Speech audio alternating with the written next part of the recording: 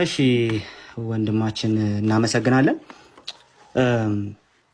ለወደፊት እንደው ለትምህርት እንዲሆን ማለት ነው ውይይት ላይ ትርፍ ነገር ሰው መናገር የለበትም። በቃ እኔ ቀድሜ ስላጠቃለልኩት ክሮስ ኤግዛሚኔሽን ላይ ማጠቃለይን በጣም ዘና ብዬ የሚጨርሰው እባክህ ለወደፊቱም ቢሆን አትሳደብ ምናምን ትርፍ ነገር አትናገር።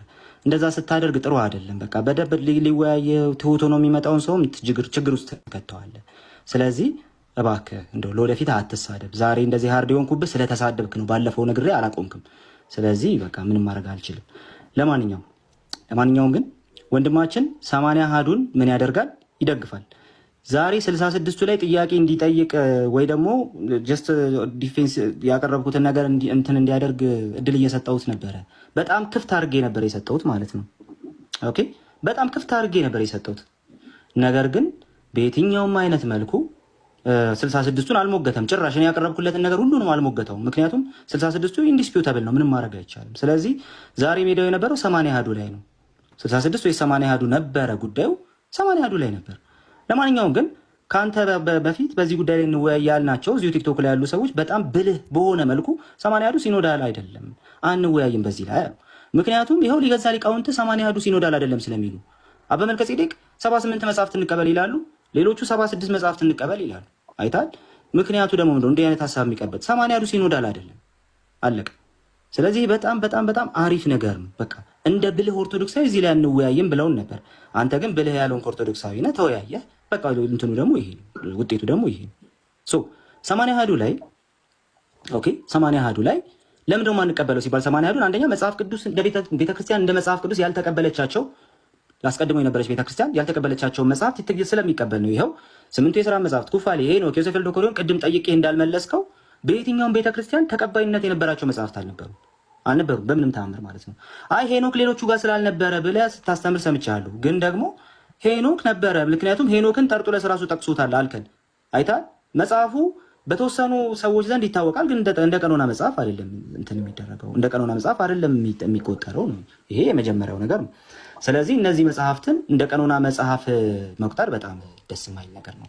ስለዚህ 80 አሃዱ ከ80 አሃዱ ላይ እነዚህን 8 9 10 11 መጽሐፍት ስትቀንስ ምን ሆኑ? 80 አሃዱ አለቀለት ማለት ነው። ውሃ በለው። እንቀጥል። ከዛ በኋላ ደግሞ ሌላ ደግሞ አለ። በይዘት ደረጃ በቤተክርስቲያን የማይታወቁ ሌሎች ሰነዶች አሉ።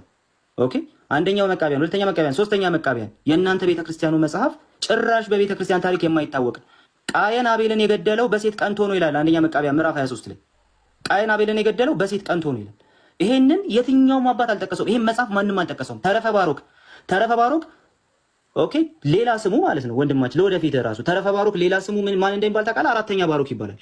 አራተኛ ባሮክ ዛሁን አዘጋጅቼልህ ነበር፣ ግን ለዚህም አልደረስክም፣ ለዚህኛው ሙግትም አልደረስክም። ኦኬ፣ ስለዚህ ተውኩ ማለት ነው። ለማንኛውም ግን ይሄ አራተኛ ባሮክ ወይም ደግሞ ተረፈ ባሮክ ተብሎ የተቀመጠው ተረፈ ባሮክ ተብሎ የተቀመጠው መጽሐፍ በ150 እና በ136 ዓመተ ምህረት አካባቢ 140 እና 136 ዓመተ ምህረት አካባቢ የተጻፈ መጽሐፍ እንደሆነ ነው የሚገመተው። ማቴዎስ ኤርሚያስ ብሎ የጠቀሰው እሱ ነው የምትሉት መጽሐፍ ዴቲንጉ 140 ዓመተ ምህረት አካባቢ ነው። ስለዚህ ተረፈ ባሮክን እንደ አንድ መጽሐፍ ከቆጠርከው ማለት ቅድም ልታሳየኝ አውጥተህ ነበር። ተረፈ ባሮክን ከቆጠርከው አሁንም አለቀ፣ 12ኛ መጽሐፍ ገደል ከተትክ ማለት ነው። ኦኬ፣ እንቀጥል። እንደገና እዛው ደግሞ እንቀጥል። እነዚህ 3 የመቃቢያን መጽሐፍት የሉም ብያለሁ። 3 የመቃቢያን መጽሐፍ ሐሰተኛ መጽሐፍት ናቸው። እነዚህን ስታወጣቸው 80 አሃዱ የሚባል መጽሐፍ የለም። በአጭሩ 80 አሃዱ የሚባል መጽሐፍ የለም። በቃ ልክ እንደ ኬክሮስ እና እንደ ኬንትሮስ ላቲቲዩድ እና ሎንጊቲዩድ የሐሳብ መስመር ነው እንጂ በምንም መልኩ 80 አሃዱ የሚባል መጽሐፍ መሬት ላይ ያለ መጽሐፍ በጭራሽ የለም። ዜና አይሁድ አልክ። ዮሴፍ ወልደ ቆሬዎን ዜና አይሁድን ብቻ ነው እንደ ሰራው አጌንስት አፒዮን አለ እኮ በጣም ብዙ ኮዲ እነዛን ሁሉ ተውካቸው። ጂዊሽ ዋርስ፣ አንቲኪቲስ ኦፍ ጂውስ፣ እነዚህ መጽሐፍት ሁሉ ጠቅልለህ ነው አንድ መጽሐፍ ያረካቸው። እነዛን አይታል። እጅ ላይ የሌለ መጽሐፍ ነው ራሱ የምትጠቅሰው ራሱ ማለት ነው። የኢትዮጵያ ኦርቶዶክስ ተዋሕዶ ቤተክርስቲያን ያላሳተመችው እስካሁን ማለት ነው። ካለ መጽሐፉ ራሱ እንደ መጽሐፍ ቅዱስ አይቆጠርም። መጽሐፉ ራሱ ካለ ራሱ ዮሴፍ ወልደ ቆሬዎን ከሆነ ልክ እንደ መቃቢያን ሌላ ነገር ካልተሰራበት ማለት። ስለዚህ በአጭሩ 80 አሃዱ የሚባል መጽሐፍ ቅዱስ የለም። በአጭሩ ግን ይህን ጥያቄ ኦርቶዶክስ ወገኖችን መጠየቅ እፈልጋለሁ። ውድ ኦርቶዶክሳውያን ወገኖቻችን፣ የመጽሐፍ ቅዱስ ጉዳይ ዋና ጉዳይ ነው። ዝም ብሎ የሚታለፍ አይደለም። መጽሐፍ ቅዱስ አላችሁ ኦርቶዶክሳውያን? ቴንክ ዩ።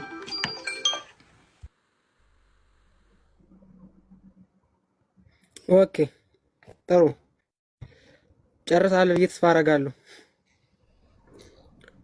ታስጀምረው ወይስ ላስጀምረው? እዚህ